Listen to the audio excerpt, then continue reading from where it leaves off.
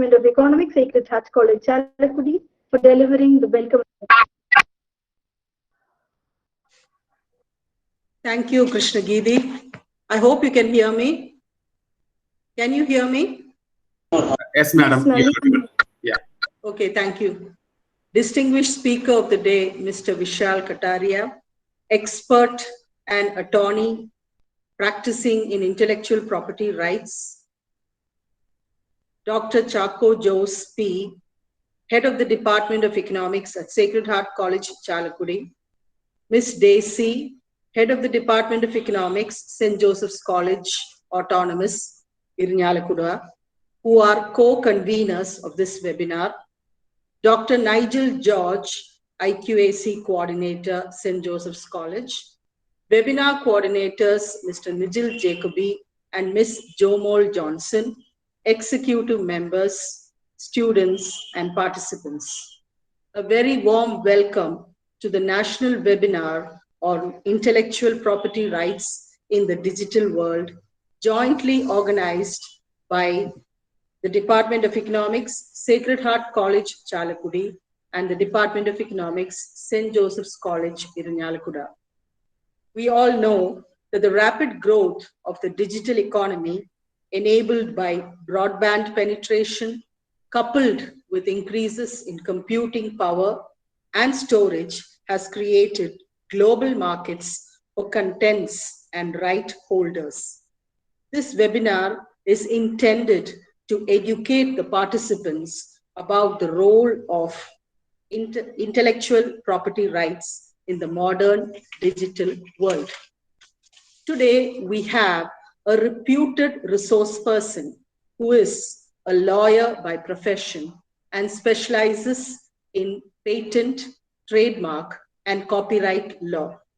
He is none other than Mr. Vishal Kataria, who is a personality with world-class education in law and has a rich experience of working in top law firms, both in India as well as globally. Since the detailed introduction of the resource person will be made subsequently, let me, on behalf of Department of Economics, Sacred Heart College, Chalakudy, and Department of Economics, St. Joseph's College, Autonomous, Irnyalakuda, wholeheartedly welcome Mr. Vishal Kataria to this national webinar on intellectual property rights in the digital world. If I remember correctly, Mr. Vishal was the resource person for intellectual property rights at a session at Gokhale Institute of Politics and Economics, Pune, when I attended a refresher course there in 2006. I also remember that Mr. Vishal was a resource person at the National Seminar on Intellectual Property Rights in India, which is organized by the Postgraduate Department of Economics of St. Aloysius College, Elthurut, Thrissur, in 2006.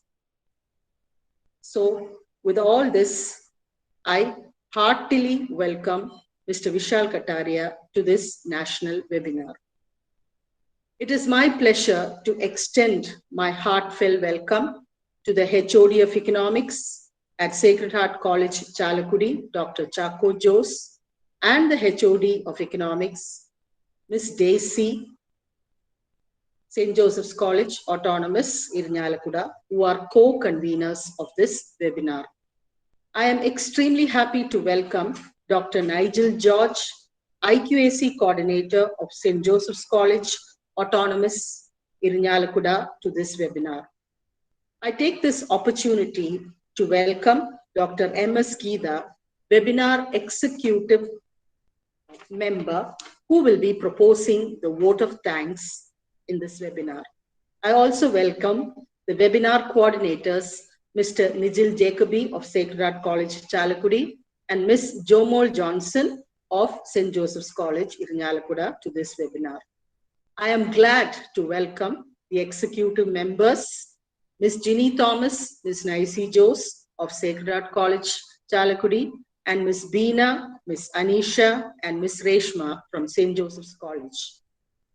In addition, I'd also to welcome our chairperson, that is the chairperson of Sacred Heart College, Chalakudy, Ms. Krishna Geedi, will also be moderating the question and answer session, and Ms. Badra Bajaj, first BA student of St. Joseph's College, Chalakudy, who will be introducing today's speaker. Finally, it is my proud privilege to welcome all participants and students who are attending this national webinar, and I sincerely hope that today's session will give you a proper understanding of intellectual property rights. Thank you.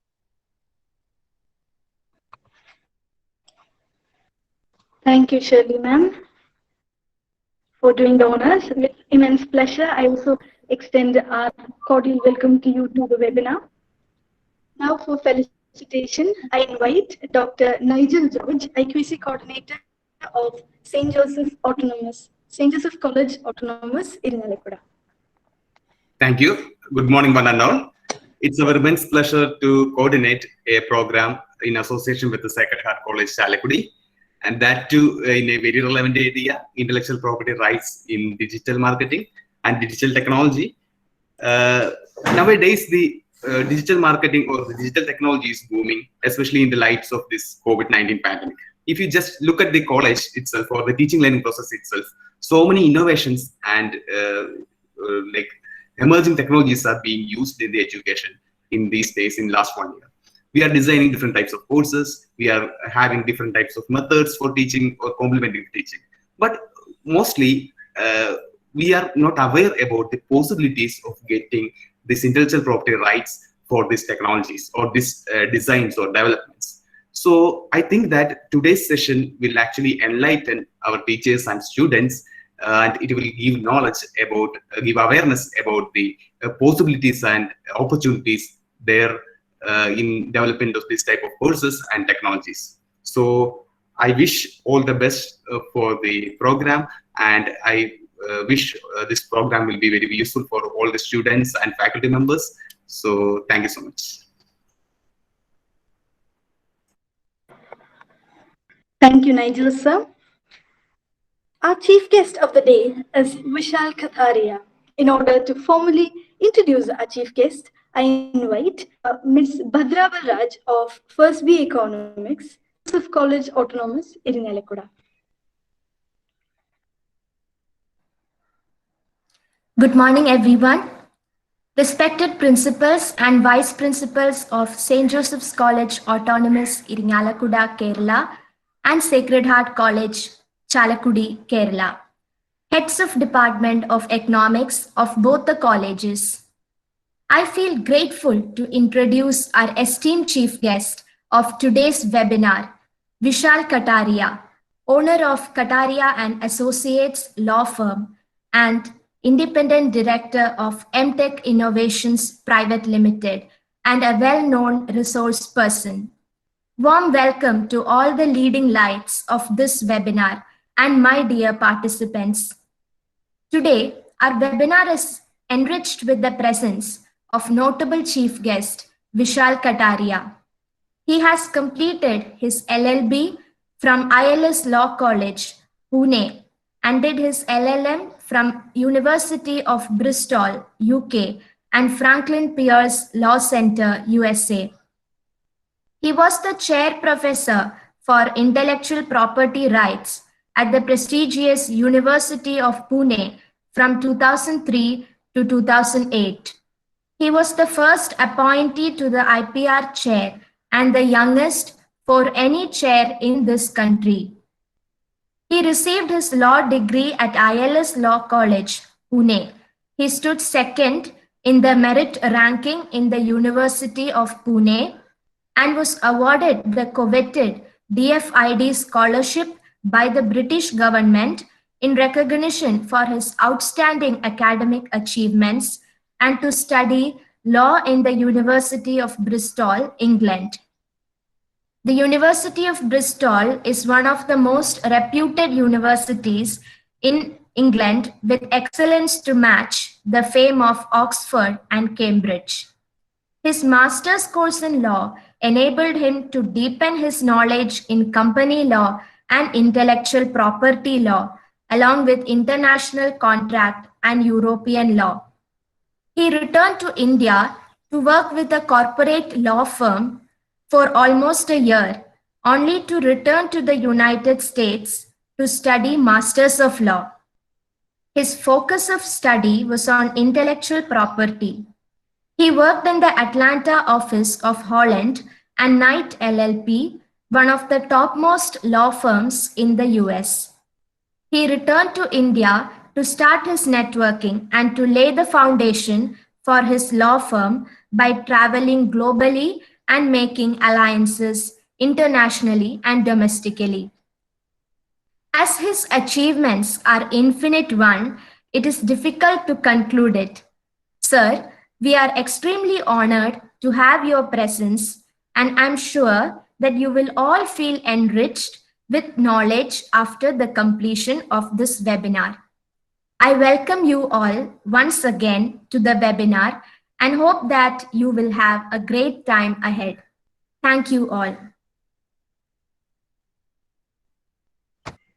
Thank you, Badra. Now we move on to the much awaited, the crux of the webinar. In order to deliver the invited talk, I invite Vishal Katharia, LLB, LLM from UK, LLM from US, owner of Katharia and Associate, Patent, Trademark and Attorneys, Pune, Maharashtra. Over to you, sir.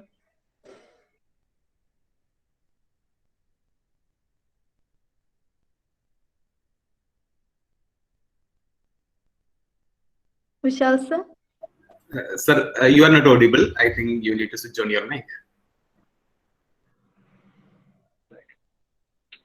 So, good morning. Can you hear me now? Yes, sir. Yes, sir. You Yes, are sir. audible now. We can. So I was saying thank you so much for the gracious words. It is always nice to hear one's own praise. Thank you so much. I thank all of you who have invited me to speak. I thank Sacred Heart Convent office bearers. I thank St. Joseph office bearers and all the dear students. Now, the question I have in my mind first is my PPT to be shared or someone is sharing it?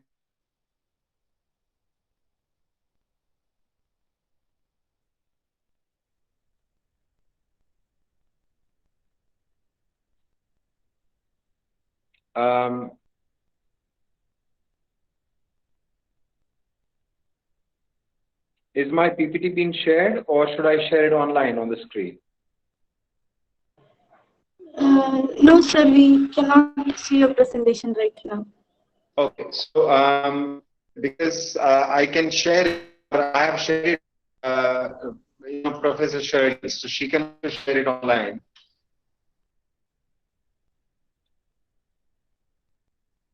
Shirley, miss, would you please share the PPT?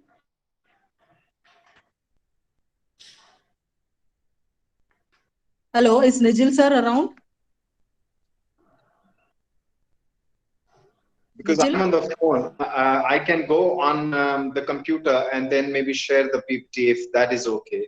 Okay, Vishal, I think you share the PPT by going on the laptop. That's better. Okay, so I shall try to connect via the computer and hopefully.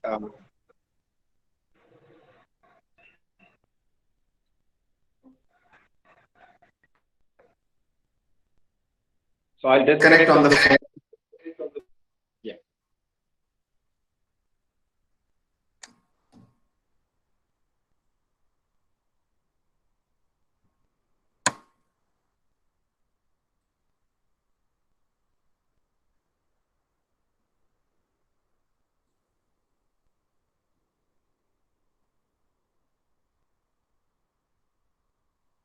I'm trying to see how I can connect.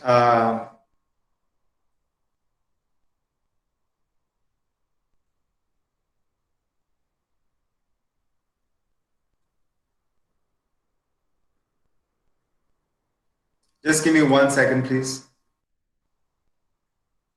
Yeah, that's fine. That's fine. I'm just trying to see how I can share this. Okay. Online.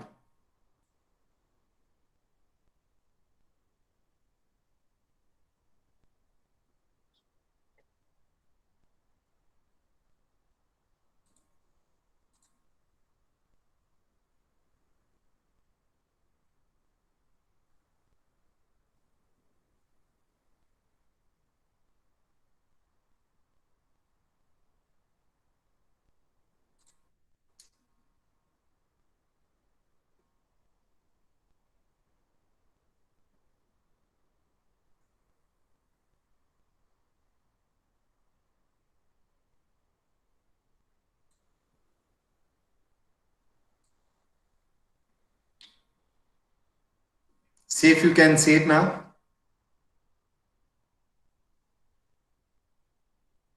No, we can't see it.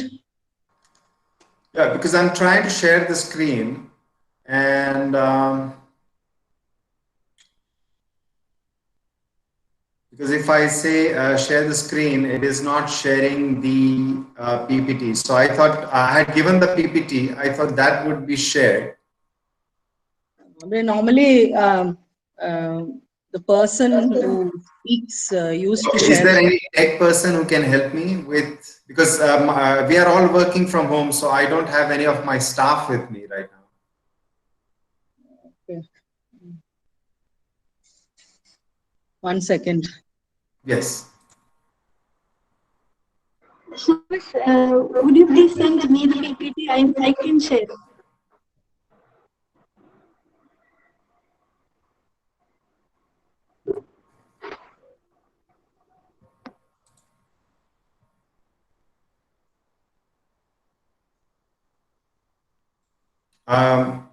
I think Professor Shirley has the PPT, so she can share it with you. Or you share me your email ID and I'll share it with you.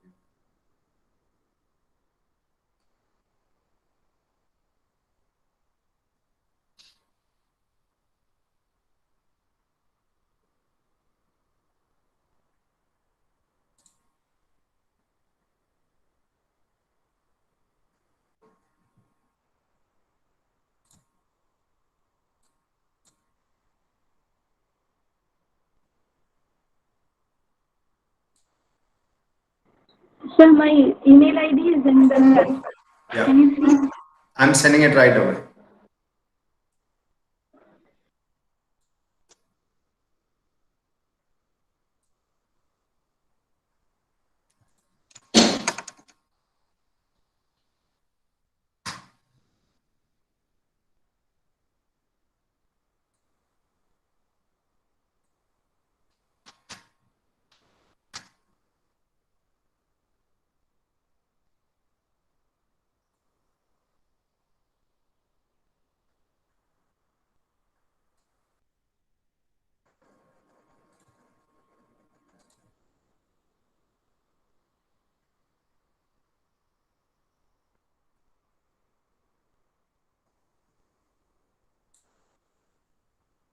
I'm so sorry for this. This was completely not planned. I apologize. Sir, I didn't see the mail. Yeah. So I've sent you the email. Hopefully you should get it in a minute or so.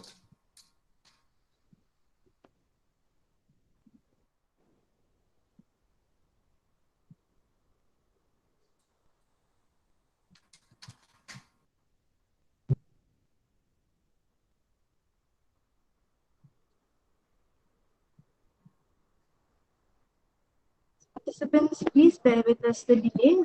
The PPT will be shared shortly. Yeah, so I can actually, start speaking, and we can start the session till the PPT is being shared, and hopefully things will work out. You go ahead, Vishal. All right. So I'm so sorry. Good morning, everyone. I'm going to speak for about 35 to 40 minutes on intellectual property rights. And primarily what you would see is a soft touching of about 4 important intellectual property rights. We're talking of patent, we're talking of trademarks, we're talking of copyrights, and we'll be talking of design rights. So the idea behind giving you sort of flavor of intellectual property is that many of you, I always say that all of us partake into intellectual property. As we get up in the morning and we start our day, we use toothbrush, toothpaste, soap, shampoos, conditioners, moisturizers, etc. All of these are governed by, or all of these are protected by some form of intellectual property. So it could be either copyright, it could be either trademark, it could be either patent rights. So some of these rights will always cover what we call as intellectual property rights. So how one protects itself, or how should one protect itself from intellectual property rights?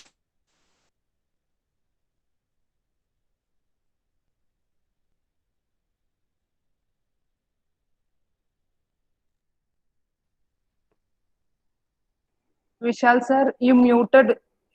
Please unmute your mic, sir. I'm so sorry. I think I hope things will settle down now. My apologies once again.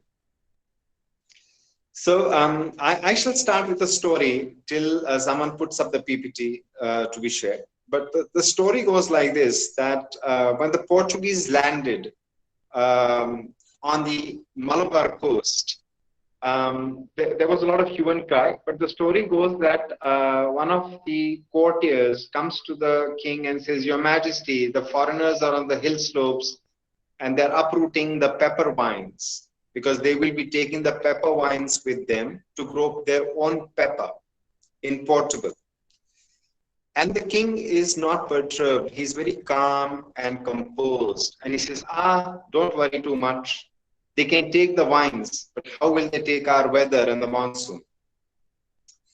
So this goes on to show that intellectual property right is not only in what we do, but also in the form of our soil, our weather pattern, our geo indications.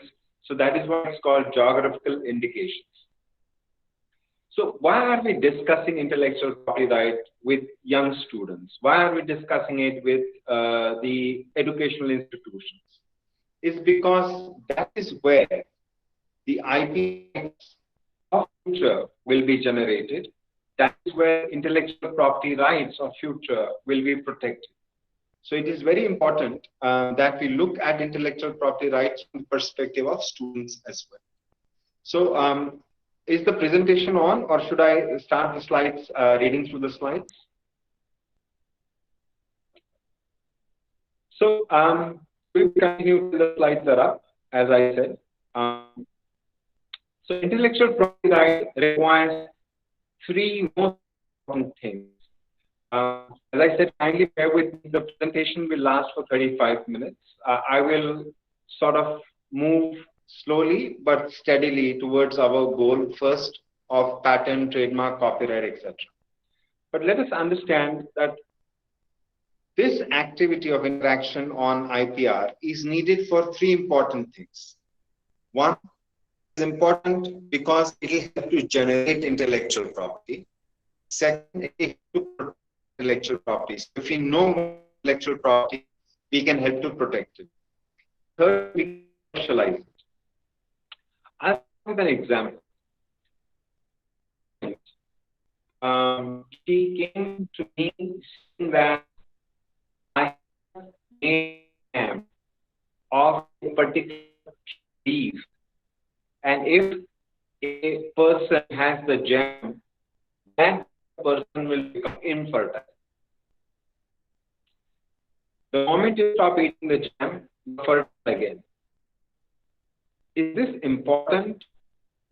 She asked me. And then, of course, as an IPR attorney, I said to her, well, you have generated something first, which is important, intellectual property, that you have generated something wherein people can have organic form of contraceptive rather than hormonal contraceptive.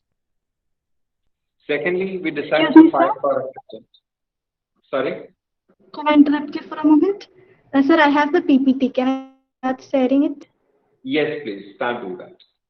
You can directly go on PPT slide 4. The participants may please me to get access to the PPT. Is my screen clear?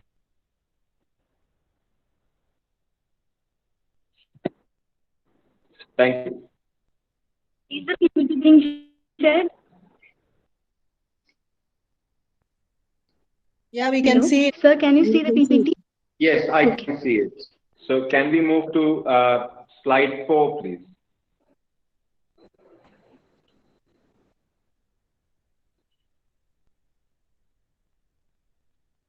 Is it the slide, sir? Yes, yes, thank you. And then I simply do next, and you can move next one on. Thank you so much. Okay, sir.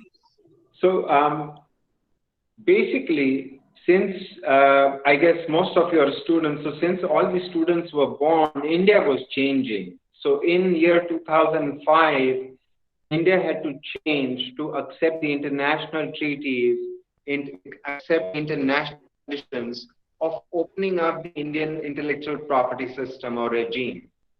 So what happened was, World Intellectual Property Organization started governing intellectual property laws of all the nations. Foreign players and Indian players became one in terms of treatment. So there was reciprocity. So Vishal Kataria filing a patent in India is equivalent to Vishal Kataria filing a patent in the US. I was not discriminated on the country I came from. So there was uniformity of laws as far as intellectual property law was concerned.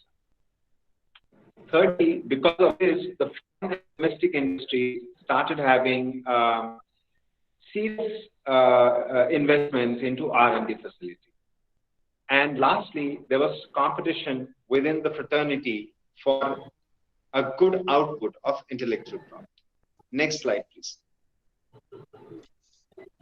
So, if you see what happened over the last 15, 16 years, because India was given time from year 2000 onwards, and finally the compliances had to be complete before the end of 2004. From 2005 onwards, we became an international intellectual property regime. So from that day onwards, winds of changes started flowing through the country. And we had industries which could not console themselves from only national mindset. We had to be international. We needed a global vision, if you can see.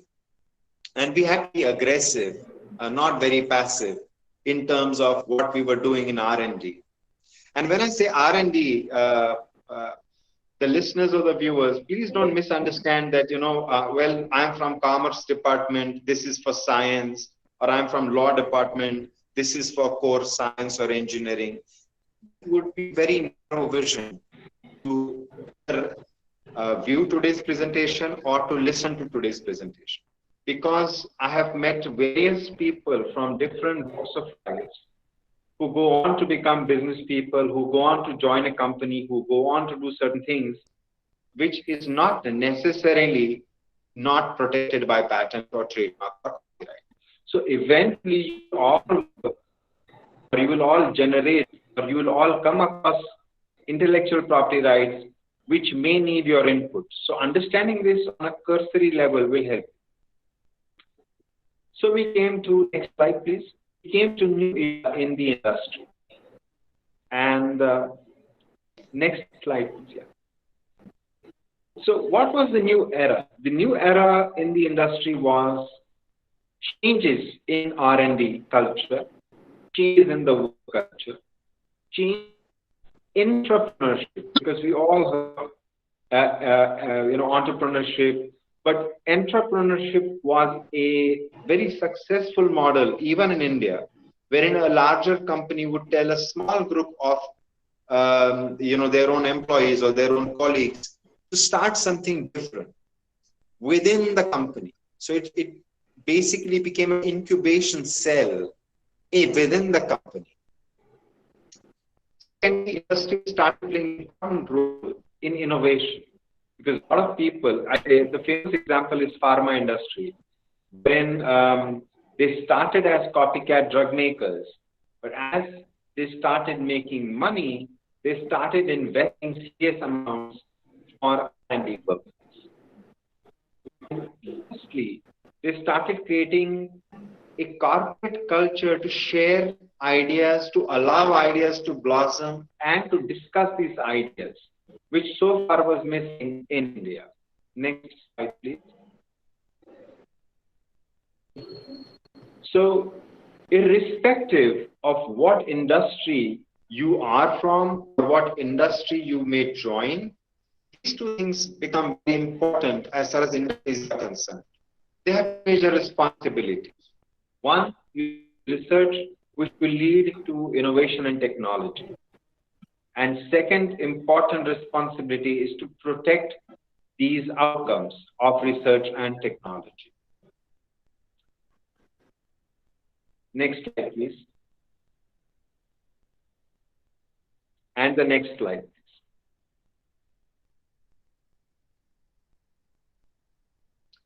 So,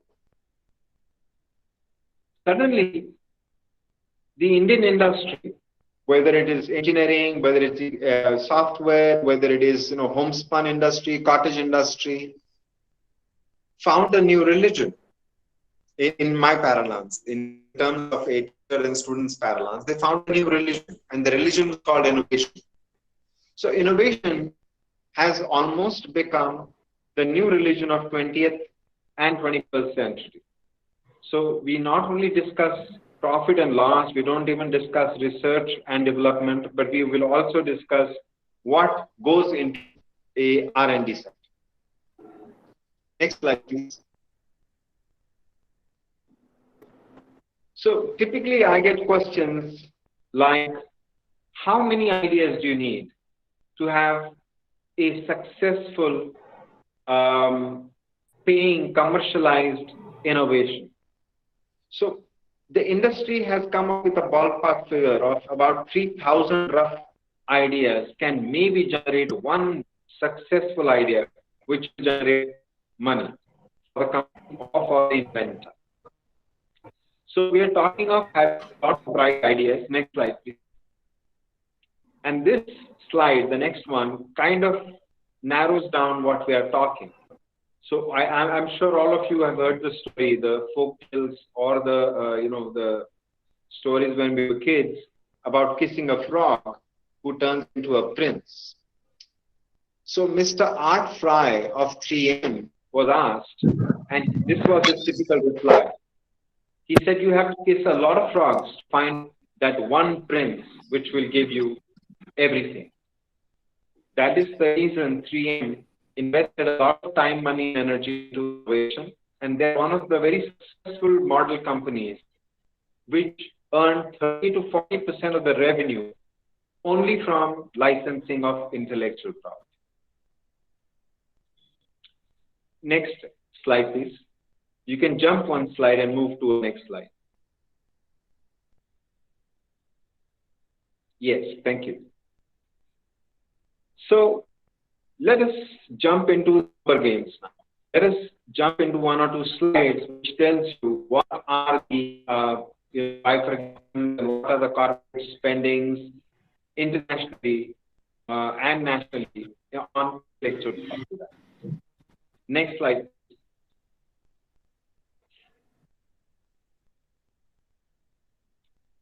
So this particular slide is not only important for a company, but it is also important for educational institutions. I work with many educational institutions for filing their patents, and basically why they need to file or protect the IP, whether it's a company or an educational institution, is for this reason. If you are students and you want to join an educational institution, then there are certain educational institutions in India which put on their website the number of patents they have filed, the number of trademarks they have filed, the number of copyrights they have filed. Now, this is done for two reasons: to attract students to come and learn in their educational institutions, and attract human resource, good teachers, good coordinators to join the institution, because the institution is telling them that we will invest in your ideas. We will spend money to protect your ideas. We have a culture of coming up with intellectual property ideas. Similarly, companies, they do the IP game for four important reasons, which are on the slide. First, of course, revenue. So nothing that a company does is bereft of the fact that they have to make money, they have to make revenue. So to get decent revenue, intellectual property right form the backbone of licensing opportunities or making things indigenously, etc. Secondly, it gives you defensive rights because it allows you to do what you want to do freely without worrying that somebody else file a case against you for using intellectual property. First reasons. It gives opportunities for your company to go after competitors and seek revenues from them. And lastly, you get good HR resources if you have a culture of intellectual property rights. Next slide, please.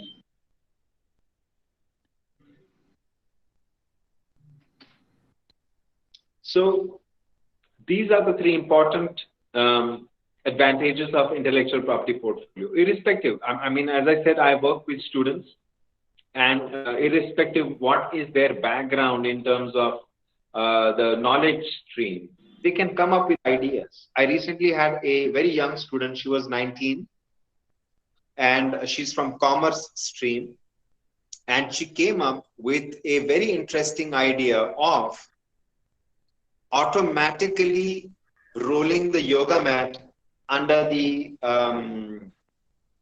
I don't know what you call it, but in Pune, the gyms, you call it a step. It's made out of plastic. It's a stepper on which either doing the aerobic exercise or some stepping exercises. So she said, why not combine these two and have the yoga mat fit under it, which can, with a click of a button, roll the yoga mat under it. And when you need the yoga mat, you can simply pull the yoga mat out of the step. Now, she is not a science student. She is not an engineering student. She's not a patent attorney, but she had a wonderful idea. She got this machine made. She came and filed for a patent. And now she's selling this technology to about 70 gyms in Pune and about 600 gyms in India. She's barely 21-year-old now. When she filed for a patent, she was 19. So this is what you can do. You can attract venture capitalists. They can come and invest in your idea if you have a good idea. You can build reputation, even though you may fail in the business, but you can build reputation that you're an innovator and you would be innovating certain good things, and people would be interested to see what next, what next. I recently had another interesting client. She's a young mother, and she would cry in the middle of the night for a feed. And she was using a feeding bottle and a formula, and as some of us know, that you have to wake up in the middle of the night, warm the milk or have a pre-boiled milk, mix the formula with the water, shake it all up. And here is what she created. She created a bottle with a sieve. So ready-made sieve like this. So this and one which the pre-boiled water, the sieve goes on top of it. So it becomes like this. And there's another part which will go on top of this.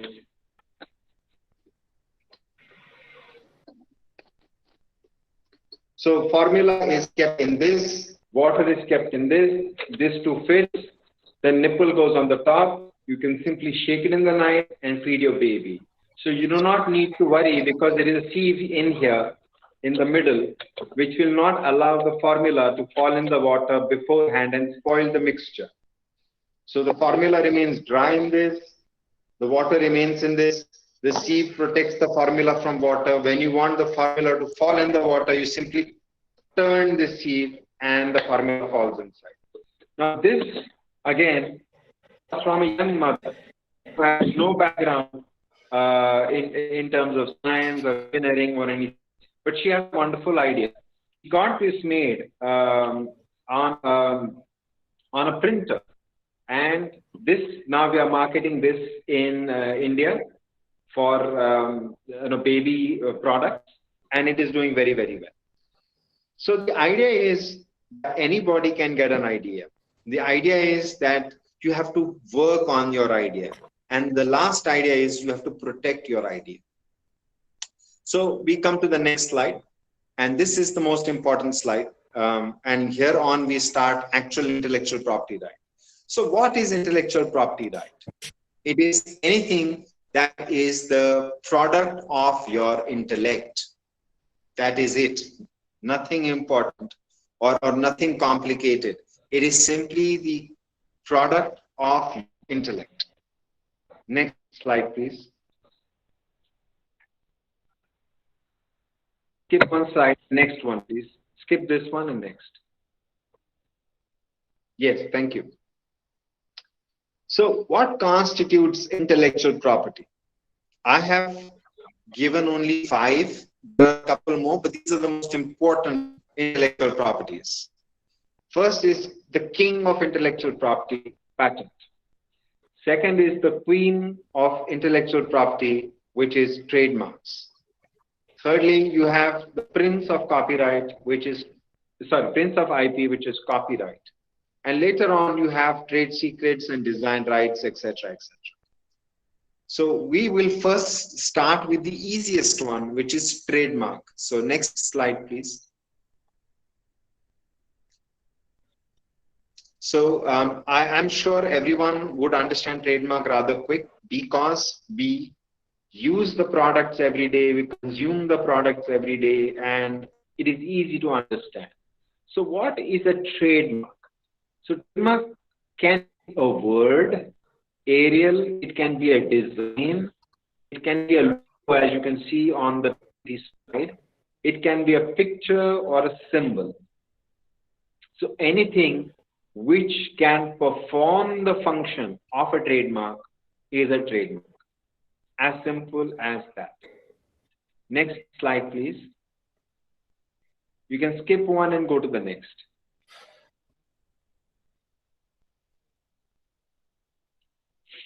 Next one, please. Yes. So why do we need to previous? Thank you. The Thermax one. Yes, thank you.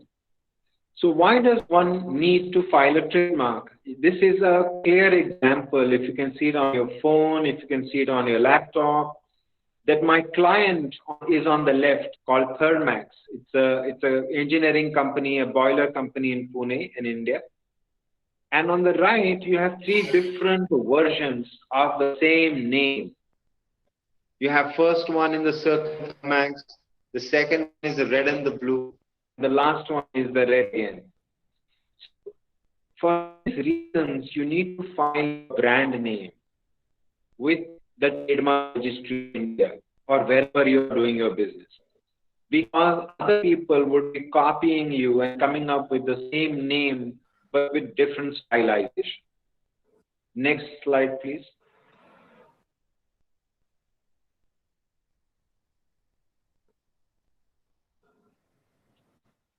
So, why does the company need trademark? Once again, the same question. It is needed for the 3 things. It indicates the origin of the product, it indicates the quality of the product, and it basically differentiates 2 products. The easiest example would be a Colgate toothpaste. I know when I open the toothpaste that this is the toothpaste I like because I keep buying the same toothpaste, Colgate. Fine. Now imagine if I were to travel to Kerala. I come there and I see all toothpaste just white color with no indication whether it's Close-Up or toothpaste or Colgate or Dabur or Baba Ramdev. How would I know which one of them is the Colgate tooth? That is the reason you have the brand. So as you see Colgate in any pharmacy or any kirana shop, you will start saying, oh, this is the one I want because it indicates the origin. It tells me this is the product I like and it differentiates from Close-Up or Dabur or anybody else. That is the function of a trademark. Next slide. A very brief slide. This is called what we call a practical slide, wherein you can, how do we file a trademark? So very, very easy. You need to at least analyze 2 or 3 candidates that you like 2 or 3 names which you think would suit your product. Conduct a trademark search on the trademark registry, which is free, available online. You can do it on yourself, or you can ask me at your name. Then see whether the name is available. Suppose you come up with a toothpaste and you want to call it Far Off or you want to call it close up, you just go trademark search, see that no, somebody else has filed for a trademark, then you choose another option. And then whichever option gives you best result in terms of trademark search, select a name and nobody has used that name for that product, you can file for a trademark. Next slide, please. So trademark is valid for infinity. So first trademark renewal comes in 10 years, after which trademark has to be renewed every 10 years for infinity. So you can file a trademark and maybe your grandchildren or great grandchildren can use it. The examples could be, Ford Motor Companies or GE or Coca-Cola or Raymond or Tata as a brand. So it's a very, very solid trademark and people still use it even after more than 100 years. Next slide, please. So as I said, I will take questions at the end of the PPT, but I'm just giving you a few slides of all the intellectual properties. So if you have any questions, please note them down and ask me at the end of the PPT presentation. So the second important intellectual property, which again is very easy to understand, is copyright. So if I were to give you one sentence, then copyright has a very, very low threshold. And anything which is original anything work which is original can be filed for copyright. Next slide, please. So this, next slide, please.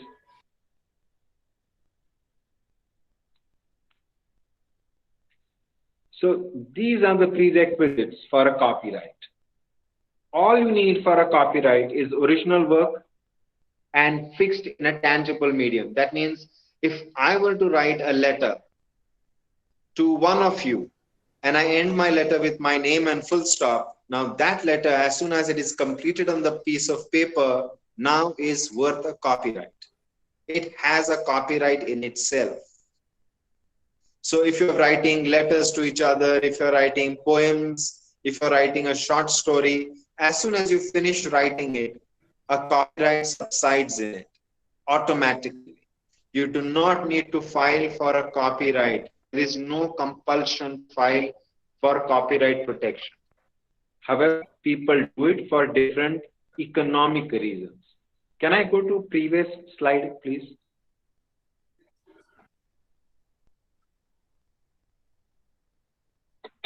Yeah. So if you see, this is the subject matter of copyright. What can be copyright? Any literary work. You write a letter, poem, short story, a large story, long story, scripts, manuscripts, theses, anything that you write in literary format can be filed as copyright. You have works, you have dramatic work, you have motion pictures and sound recordings. If any one of you is into music and or play music, that could be part of copyright. Skip one slide and next, please.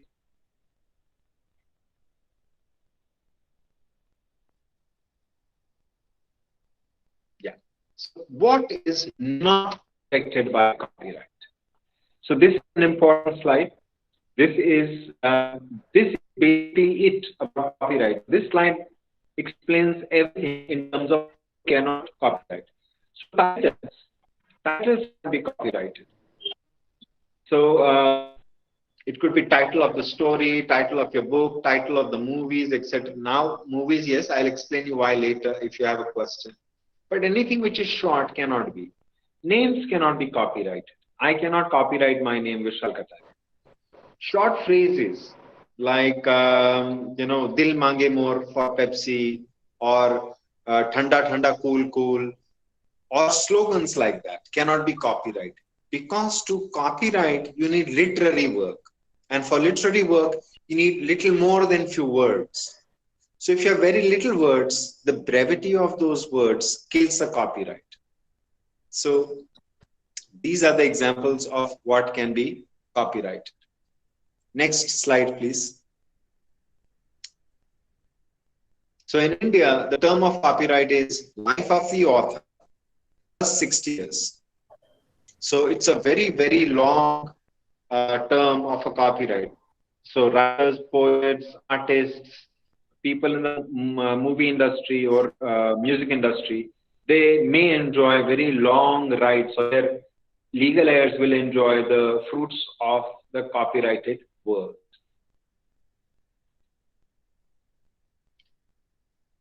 Next slide, please. To create copyright. So first of all, understand you need original work. So what does original work mean? It should originate from you. You should not copy it from anybody. So as soon as you write your own original letter, imagine you're writing a love letter to your beloved or your girlfriend or a boyfriend, then if it is original, as soon as you finish writing love, Vishal, period, that itself generates a copy. So the threshold is very low. Original does not mean it has to be fantastic out of the world. It does not mean like, once in a blue moon. No. Anything originates from you, which you have not copied, is original. Secondly, it has to be fixed in a format, tangible format, which you can see. So either in the form of an email, which can be retrieved, either on the piece of paper, which can be opened and seen or shown, or a floppy disk or a CD-ROM, anything which can be retrieved is more than good enough. And lastly, as soon as you add the C indication in the circle, it says that you have decided to copyright the work. And I repeat again, you need not file for a copyright unless there are economic reasons to do so. Next slide, please.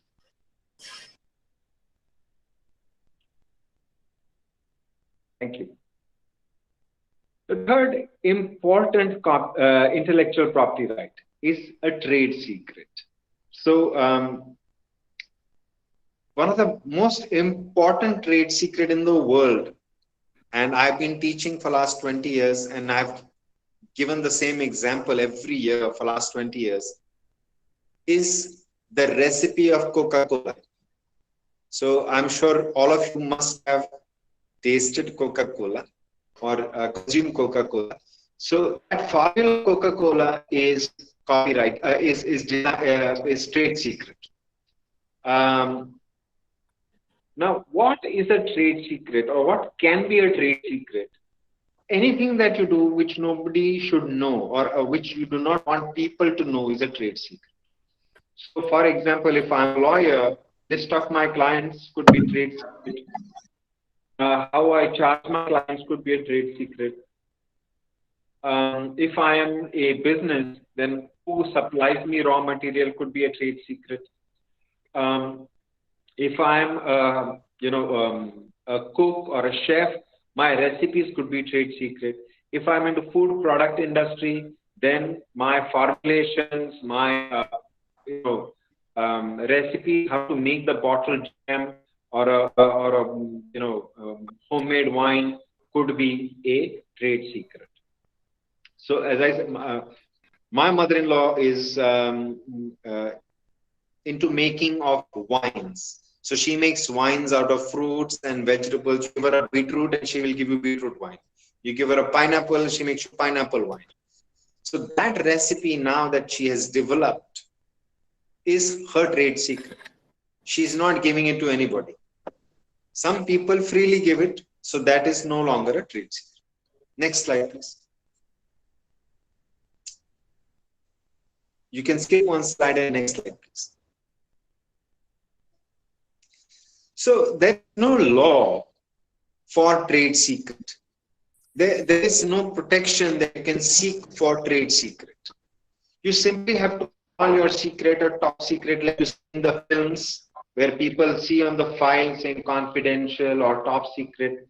Honestly, that is the only way to protect trade secret. Simply because you are letting other people know that this is my secret. Do not access it. This I intend to keep as secret. Do not open it. And if somebody does open it or does access it, then that person is literally stealing the information. So you can file a case against that for robbery, for theft. However, in the US, there is a law, and I have given you the name of the case, a Kiwani Oil Company. It's a very interesting case, and do not be under misconception that only lawyers read these cases.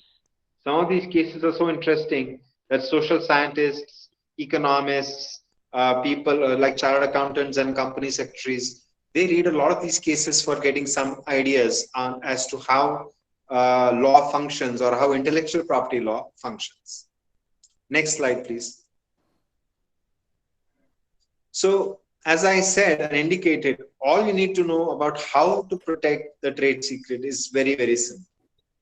If it is a book, your diary or a book or a file, say on top of it trade secret or confidential and restrict people from accessing it.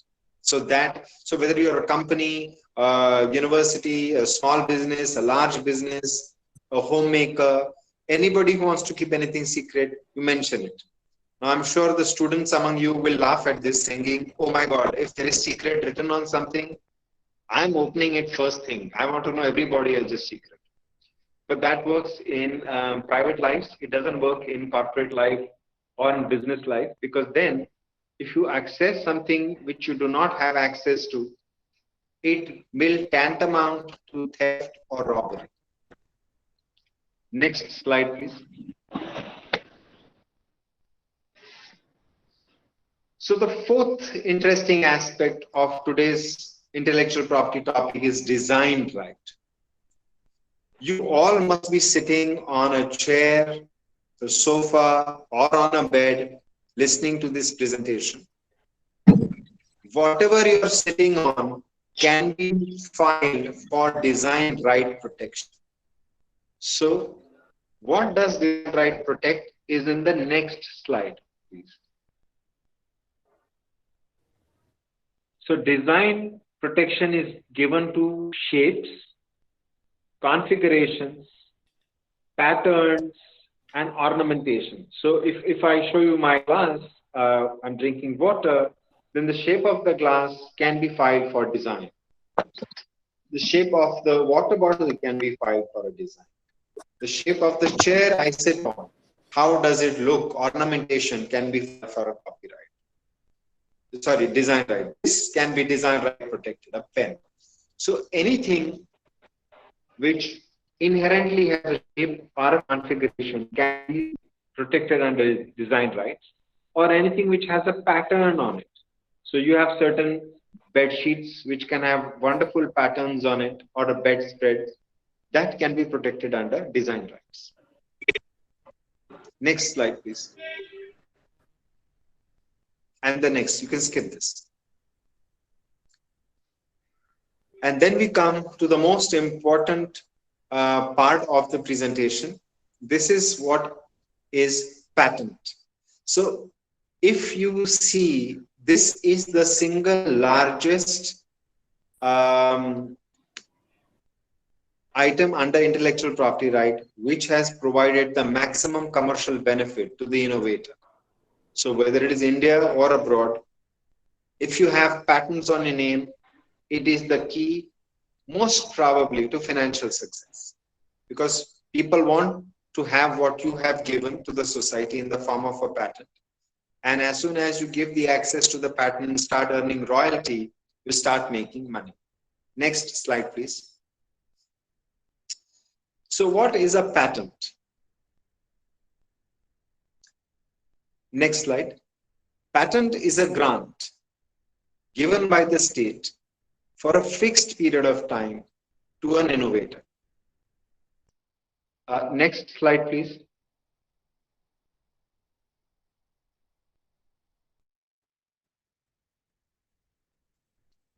And then, why are patents important?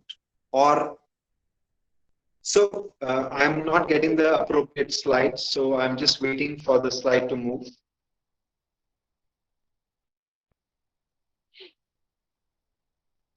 So many times students come to me and industries come to me and they ask me, what can be patented?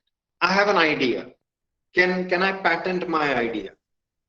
And the answer is yes, if you can conceptualize that idea. Yes.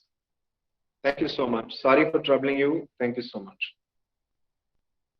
So we were going, what is a patent? So I already explained, patent is a grant. So when you say a grant, that means patent can be taken away for certain reasons, that maybe you have not informed the patent office of the correctness, you have misinformed the patent office, somebody else is the inventor before you. So for various reasons, patent can be revoked. It is always given to an inventor. If you see in this slide, I have highlighted certain words in red, which indicates importance of those words. And patent is lastly given only for an invention, not for a discovery. So E is equal to mc square is defining moment of physics in this world, but it is a discovery. It is not an invention. Therefore, that E is equal to mc square cannot be patented. Next slide, please. Next slide. So, many times, as I said, people come and say, can I have an idea? Can I protect my idea? And the answer is yes, it can be protected depending on certain things. Most importantly, depending on whether can you conceptualize it on paper at least. Because please understand that patent office is not a lab. So all you need to do for a patent is prove it on paper, show that it works on paper, and that is it. I'll give you again an interesting illustration for this. I had a, again, very young student who came to me. He was an engineering student. He came to me with a mask. He said to me, sir, you wear this mask and you can swim underwater because this mask will give you oxygen. I asked him how. He said, well, there is a process of electrolysis through which I can use water around you to generate hydrogen and oxygen. You can inhale oxygen and hydrogen will be released in the air or in the water. I was not very convinced, but he convinced me on paper. We filed for a patent. The patent office was convinced, but they wanted to see whether it really works. So the inventor and I, his lawyer, we went to the patent office and we said, well, if you want to see it work, just wear it and go underwater. But no examiner wants to put his life in peril. So if they are satisfied on paper, they need not see the actual product. They need not understand the working of the actual product. At the most, they ask you for a working model or a prototype. That is all. So 99% you have to convince them on the paper that the idea works on the paper. Next one, please.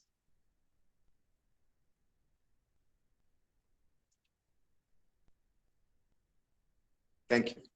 So there are only three important prerequisites for patent. That it has to be new. Your idea has to be new. It cannot be already used idea. Secondly, it has to be better than what others are doing currently. So that's for inventive step. You should be one step ahead of the current knowledge. And lastly, it should be applicable in industry.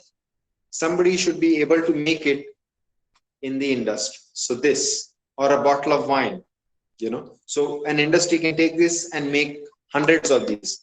Or industry can take the recipe from my mother-in-law and make hundreds and thousands of bottles of wine. Next slide, please. So are there any limitations on a patent right? The answer is yes, there are limitations on anyone's patent rights. And what are those limitations? First is research. If you come across any patent, you are free to use it for your research purposes. Research does not mean you need to have a lab. Research does not mean you need to have a license. I can do research at my house. I can do research in my office. You can do research wherever you are. You can simply take the item, open it up, saying you are doing research. As far as you are doing research, nobody can stop. Second is government use. Government can take your patent anytime they feel like it. So there is a huge risk when people invent in the industry of defense, and not just India, but elsewhere globally. Government can step in and say to you, thank you very much, but we will take it from here. Now, governments across the world do not do it so rampantly, simply because nobody will otherwise invent anything for defense. However, you should know that there is a limitation like that. Thirdly, if you file a patent and do not use it, still it can be revoked or cancelled for non-working or non-using of the patent. So I have explained you 4 limitations: government use, defense, and non-working, and research. Next slide, please. What is the term of a patent? So if you understood from all the IP we have heard today, only trademark can be renewed continuously. Copyright cannot be renewed after 60 years. Patent cannot be renewed after 20 years. So patent expires after 20 years. That is it. It cannot be renewed. Design expires after 10 years, can be renewed once for another 10 years. Next one, please. So international patent applications. Can we file an international patent application? Answer is yes. There are 2 ways. First, you can directly file it in whichever country you feel like. So you want to file a patent in the US, you can directly go to the US patent office and file your patent there. Or you can use a treaty provision of PCT, wherein you can file international application at the Indian patent office by paying the appropriate fee. Next, please. So how do you make money through patents is by 3 things. Sorry, this is management of patents. So you have to remember to pay the patent renewal fees. You need to pay renewal fee every year for the 20 years life of the patent. Secondly, you will have to continuously see if your competitors are using your patent for benefiting themselves. And thirdly, you can see the opportunities of licensing. Can you license your patent to somebody who needs it? So these 3 things are needed to effectively manage patents. Next, please.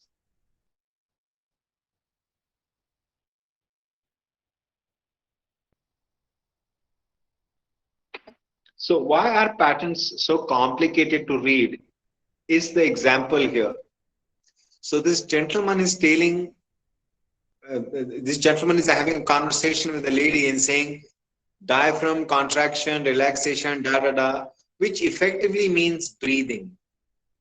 So many a times people find it very cumbersome and complicated to read patents, but that is because it is the way it is drafted by the lawyers. So that brings us to the end of the presentation. My apologies if we went in too fast, because it's a very vast topic and I wanted to give you flavor of each form of intellectual property. So thank you so very much for having patience and staying with me. If you have any questions, I shall be happy to answer.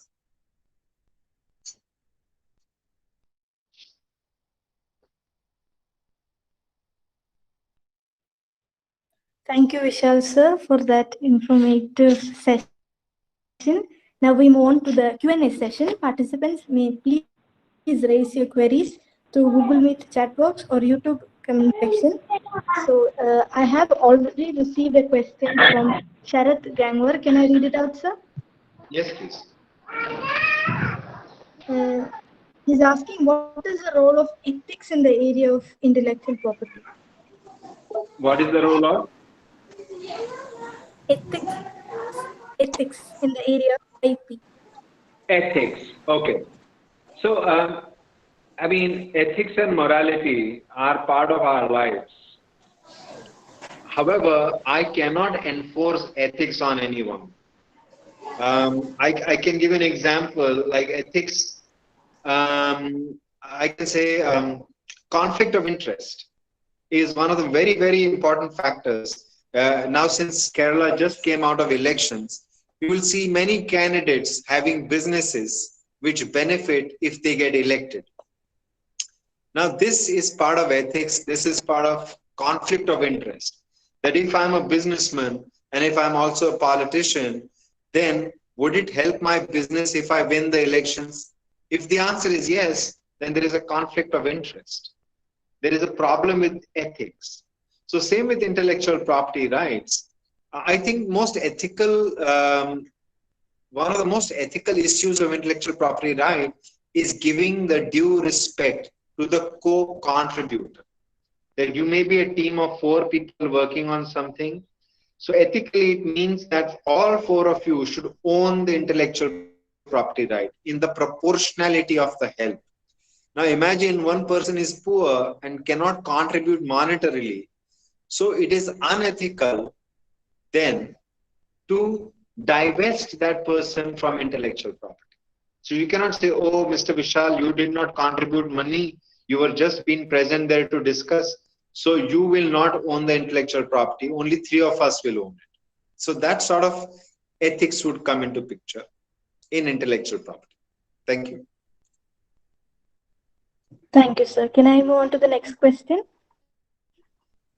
The Yes, question please. is, according to NEP 2020, National Education Policy 20, vocational education will give students a chance to learn employment skills at very young age and reduce their interest to go for higher education.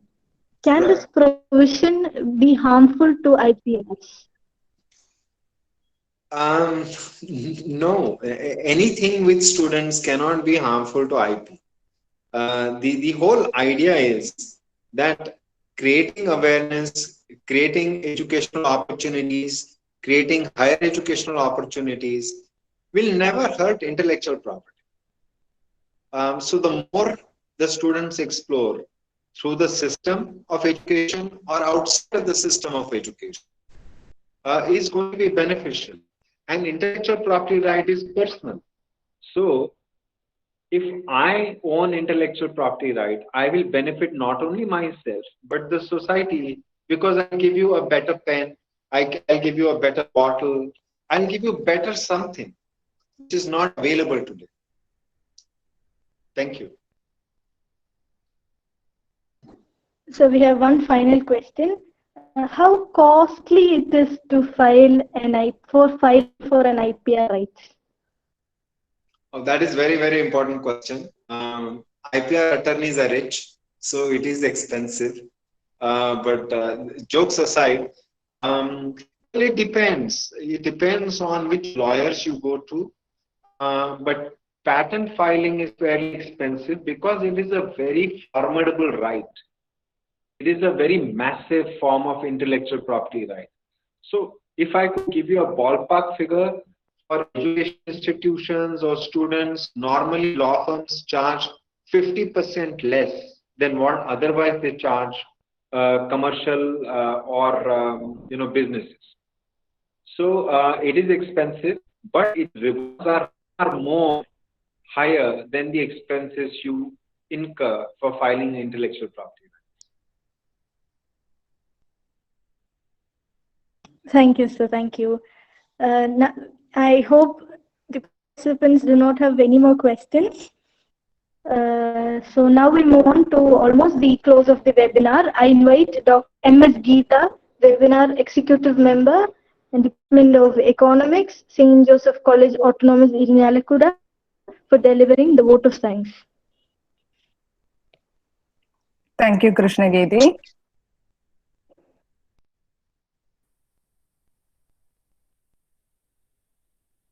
Good morning, all. As all good things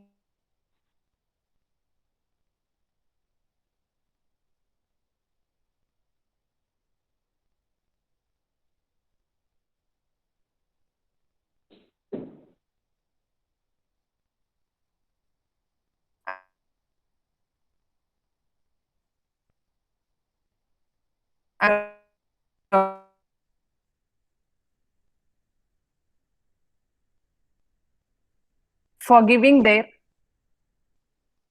support and guidance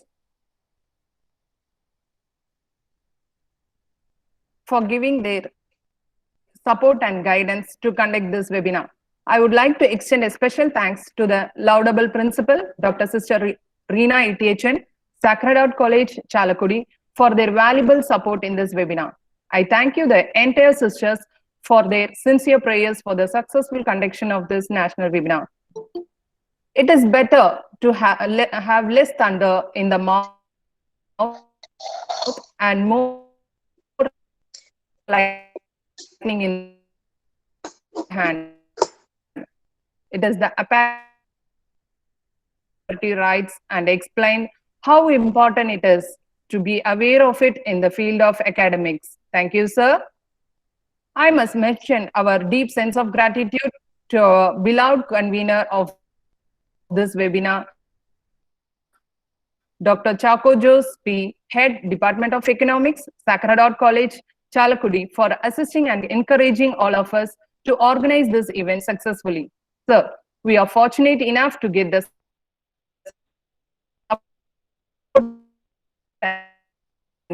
guidance from you. Delighted with this informative webinar. Thank you, sir. I also wish to express my gratitude to Dr. Shirley K, IQAC Sacred Heart. Thank you, ma'am, for inspiring national webinar.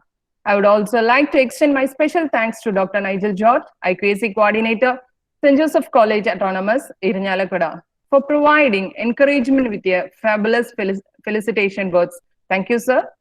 I wish to profound my gratitude to our endearing ma'am, Ms. Daisy PK, Head, Department of Economics, St. Joseph College Autonomous, Chalakudy, for paying your valuable attention and also suggesting your opinions to organize this event. Ma'am, you endow with us an excellent webinar, which is an interesting and meaningful one. Thank you, ma'am.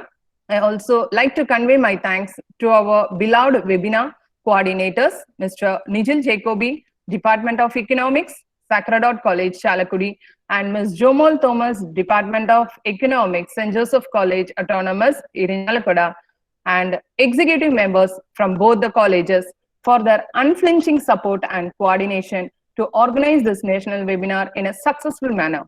Last but not least, I extend my immense thanks to our technical team, Sneha and Babida, and our loving students, Krishnagiti, Badra Balraj, and Femina Joy, without whom the dream of national webinar cannot be attained. So thank you, dear ones, for your extensive contribution. As no program can become successful with a single person. So to end with, I thank our astonishing students and participants who have turned up in great numbers to reach the height of success to this webinar. With this warm words, we move to the end of today's webinar. Thank you all. Please fill the feedback form. The link is provided in your inbox. Certificates will be issued within a week. Thank you all. Thank you. Thank you, Geeta. With that, we come to the end of national webinar on IPR in digital world, jointly organized by Department of Economics and IQAC of Sacred Heart College, Chalakudy, and St. Joseph College, Autonomous, Chalakudy. Our sincere apologies for the technical delays and glitches that you've beared, and hope all the participants had a fruitful session. Thank you for joining us and for your kind cooperation and enthusiastic participation. Please fill the feedback form to get the certificates. Thank you. Thank you, Vishal. Thank you. Thank you very, very much. Lovely. I shall leave now. Is that okay? Okay. Okay. All right. Thank you. Bye-bye.